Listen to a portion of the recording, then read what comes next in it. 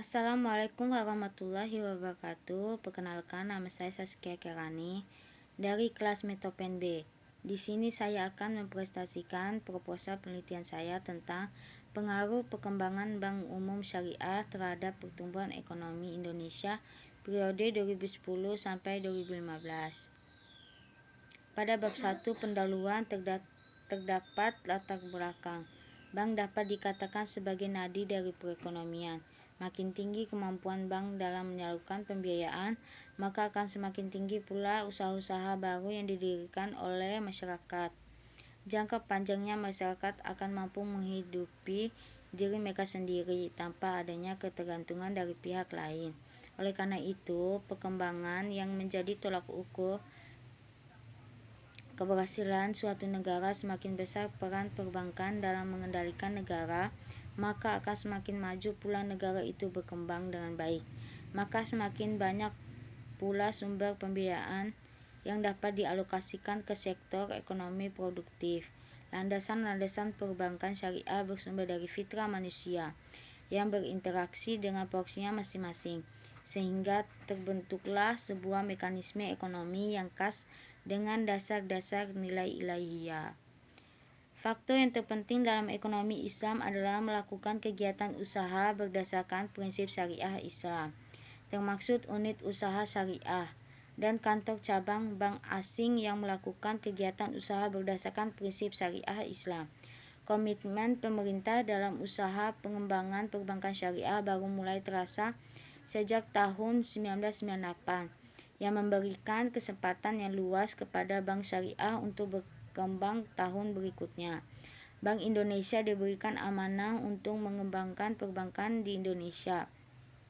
Selain menganut strategi pengembangan bertahap yang berkesinambungan yang sesuai prinsip syariah. Rumusan masalah: bagaimana pengaruh total aset dan total pembiayaan Bank Umum Syariah baik secara simultan maupun secara parsial terhadap produk domestik bruto sektor perbankan nasional periode 2010 sampai 2015. Batasan masalah: mengenai pengaruh total aset dan total pembiayaan, maka Bank Umum Syariah secara simultan maupun secara parsial terhadap produk domestik bruto sektor perbankan. Tujuan penelitian: kemakmuran ekonomi yang meluas, tingkat kerja penuh dan tingkat pertumbuhan ekonomi yang optimum, keadilan sosial ekonomi dan distribusi pendapatan serta kekayaan yang merata, stabilitas nilai uang, mobilisasi dan investasi tabungan yang menjamin adanya pengembalian yang adil serta pelayanan yang efektif. Manfaat penelitian: yang pertama, menjadi mengetahui tentang perbankan syariah. Yang kedua, dapat mengetahui perbedaan antara perbankan syariah dengan perbankan konvensional. Pada bab 2 terdapat tinjauan pustaka dan landasan teori. Tinjauan pustaka: peneliti menemukan beberapa judul yang dapat dijadikan sebagai pembanding atau acuan dalam penulisan. Adanya beberapa peneliti terdahulu yang mendukung sumber informasi yang sedang saya lakukan. Yang pertama, Antonio Muhammad Syafi'i 2001, Bank Syariah dari Teori ke Praktek, Jakarta, Gema Insani bekerjasama dengan Tazkiyah Cendekia.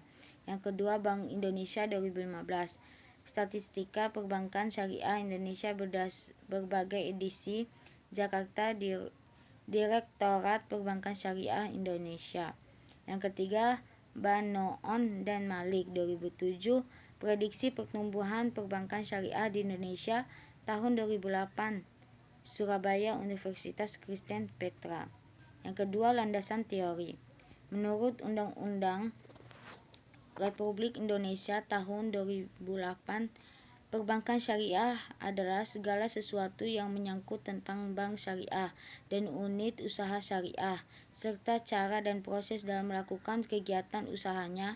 Perbankan syariah atau perbankan Islam adalah suatu sistem perbankan yang dikembangkan berdasarkan syariah hukum Islam. Yang kedua, pertumbuhan ekonomi dapat dinilai sebagai dampak kebijaksanaan pemerintah khususnya dalam bidang ekonomi.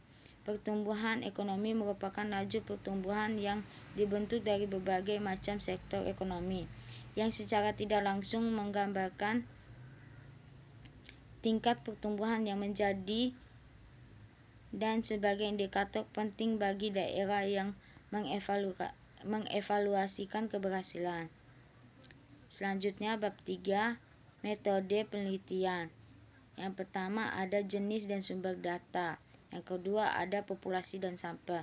Jenis dan sumber data yang pertama, jenis penelitian ini yaitu penelitian kuantitatif. Yang kedua, metode pengumpulan data dilakukan dengan metode dokumenter. Artinya data yang diperlukan dalam penelitian ini adalah data sekunder yang telah didokumentasi oleh instansi atau dinas terkait OJK, BPS, dan BII. Yang kedua, populasi dan sampel. Populasi dalam penelitian ini adalah seluruh bank umum syariah yang beroperasi di Indonesia pada tahun 2010 sampai 2015, yaitu berjumlah 11 bank umum syariah. Kriteria dari sampel adalah yang pertama, bank umum syariah telah beroperasi selama 5 tahun. Yang kedua, mengeluarkan laporan tahunan selama 5 tahun berakhir. Yang ketiga, periode penelitian 2010 sampai 2015. Sekian presentasi proposal penelitian saya. Lebih dan kurangnya saya mohon maaf. Assalamualaikum warahmatullahi wabarakatuh.